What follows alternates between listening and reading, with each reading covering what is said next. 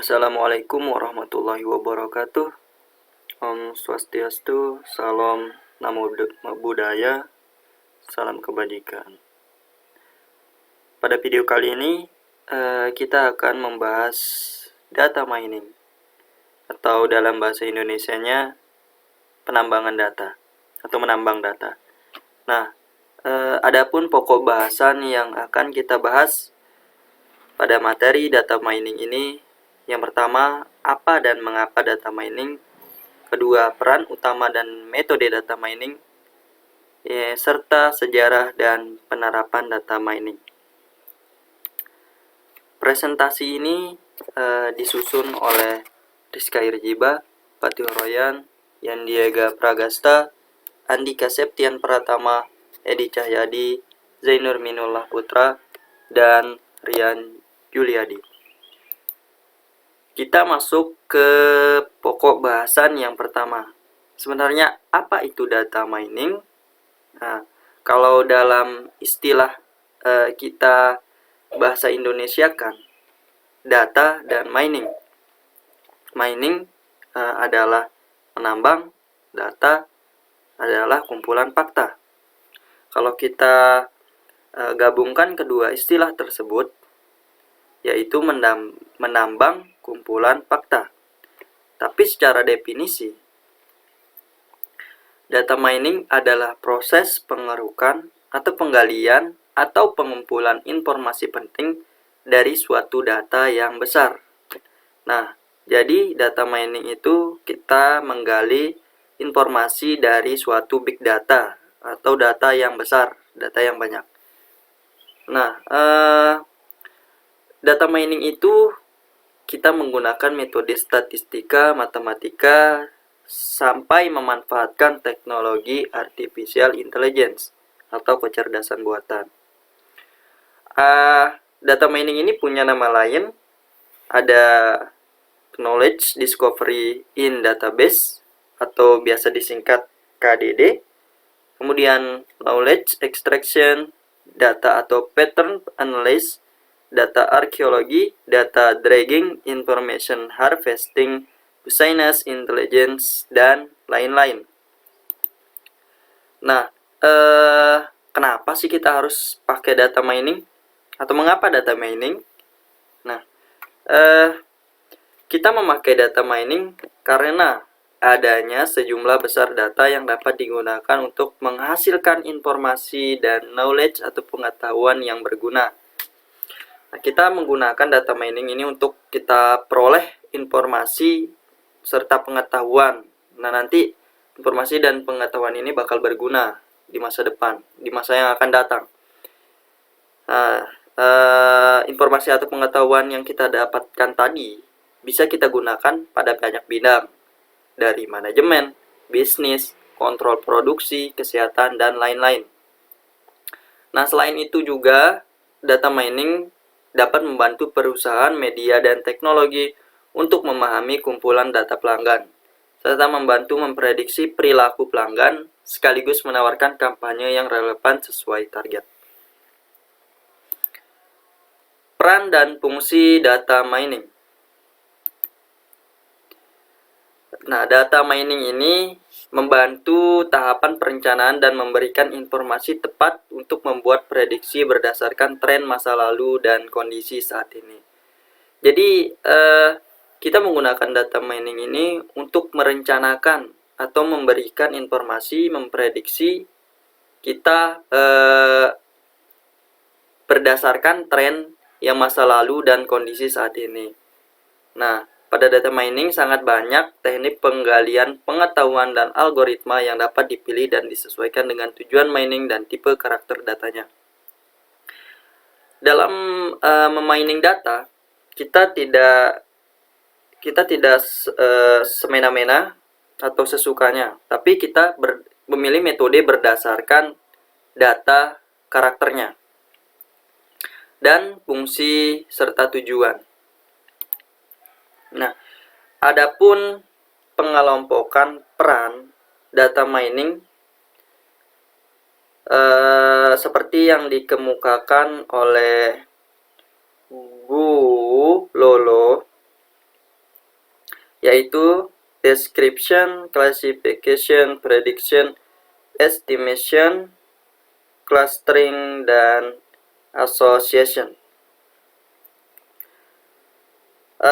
Description, kita mengidentifikasi pola yang sering muncul dan mengubah pola tersebut menjadi aturan yang dapat digunakan untuk memudahkan suatu aktivitas.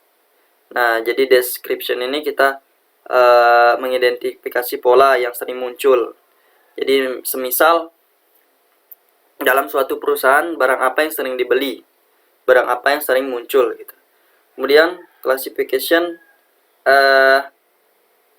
dilakukan untuk mengelompokkan berdasarkan hubungan variabel kriteria dengan variabel target. Kemudian prediction atau prediksi, kita memprediksi secara umum. Kemudian estimation, kita memperkirakan atau memprediksi sehingga estimasi hampir sama dengan klasifikasi. Kemudian clusteringnya mengelompokkan data yang memiliki kemiripan yang sama, serta association, pencarian atribut yang muncul atau sering muncul dalam waktu yang bersamaan. Kita masuk ke dalam metode. Tentunya dalam memining data atau mengumpulkan data, ada cara-cara khusus yang digunakan atau kita sebut metode. Adapun metode yang dipakai dalam memining data, yang pertama association, kedua clustering, ketiga regression, kemudian ini classification, ini association, dan ini clustering, regression, forecasting, sequencing, dan descriptive. Pengertiannya, classification, kita mengklasifikasi proses definisi kesamaan karakteristik dalam suatu kelompok atau kelas. Nah, jadi dalam suatu kelas misalnya kita, atau dalam suatu perusahaan, kita mengelompokkan barang-barang berdasarkan karakteristiknya. Nah, kemudian association, kita identifikasi produk yang sering dibeli bersamaan oleh pelanggan. Kemudian clustering, mengelompokkan suatu kelas ke dalam beberapa segmen. Jadi kita sudah buat kelas, kemudian kita bagi-bagi kelas tersebut berdasarkan atribut yang ditentukan. Nah, yang selanjutnya regression, kita tujuannya untuk mencari pola, nilai numerik bukan kelas. Output dari metode regression ini fungsi sebagai penentu hasil yang didasarkan berdasarkan nilai dari masukan atau input. Kemudian forecasting, kita memprediksi nilai yang akan dicapai pada suatu periode. Dengan menggunakan teknik ini, noise data dan nilai pada periode sebelumnya dijadikan dasar bahan prediksi. Jadi ketika ada kesalahan dalam periode sebelumnya, itu akan dijadikan bahan untuk memprediksi yang akan datang. Kemudian sequencing, kita mencari sebuah pola pada serangkaian kejadian. Dan yang terakhir ada deskriptif, untuk memahami lebih dalam mengenai data-data yang masuk dalam pengamatan. Hasil akhirnya adalah mengetahui perilaku dari data itu sendiri. Setelah kita ketahui ada 7 metode. Nah, kurang rasanya kalau kita tidak mengetahui bagaimana sejarah atau cerita masa lalu dari bagaimana terbentuknya data mining ini, atau bagaimana berdirinya data mining ini. Sejarahnya, data mining ini, istilah kata data mining ini digunakan pada tahun 1990. Perusahaan retail dan komunitas keuangan menggunakannya untuk analisa data dan mengenali pola tren penjualan dari tahun ke tahun. Jadi dari tahun 1990 data mining itu sudah digunakan. Jadi digunakan pada perusahaan retail untuk analisa pola tren penjualan dari tahun ke tahun. Nah, setelah penemuan tersebut, makin banyak nih perkembangan metode-metode dalam data mining yang kita bahas tadi. Kemudian setelah kita tahu sejarah, nah penerapannya bagaimana? Data mining ini digunakan di apa saja?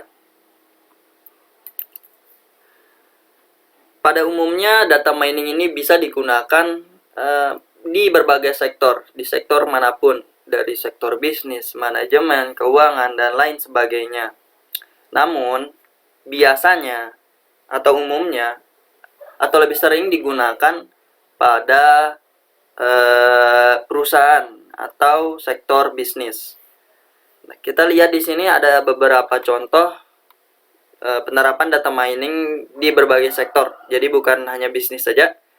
Bisa lihat penentuan kelayakan kredit, pemilihan rumah di bank, penentuan pasokan listrik PLN untuk wilayah Jakarta, dan sebagainya.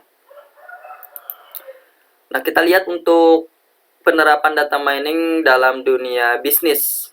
Nah, e-commerce atau online shop, nah, kita menyesuaikan harga berdasarkan profil penghasilan konsumen atau disebut dengan harga yang dipersonalisasi. Jadi, data mining pada e-commerce ini bertujuan untuk menyesuaikan harga berdasarkan konsumen.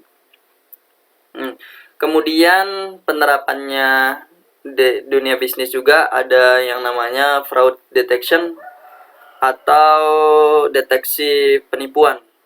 Jadi teknologi ini memungkinkan untuk mengidentifikasi transaksi, apakah di dalam transaksi tersebut ada penipuan yang dilakukan atau tidak ada. Kemudian ada dynamic pricing, penetapan harga berdasar yang digunakan oleh perusahaan dengan menggunakan data untuk mensegmentasikan pelanggan atau konsumen secara akurat.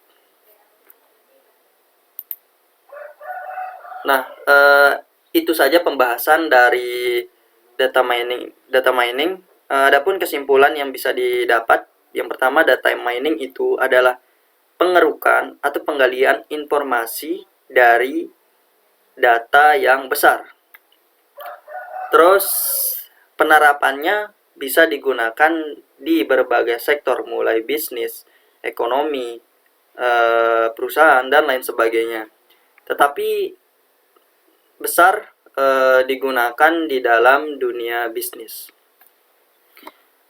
Itu saja. Lebih kurangnya saya mohon maaf. Wassalamualaikum warahmatullahi wabarakatuh.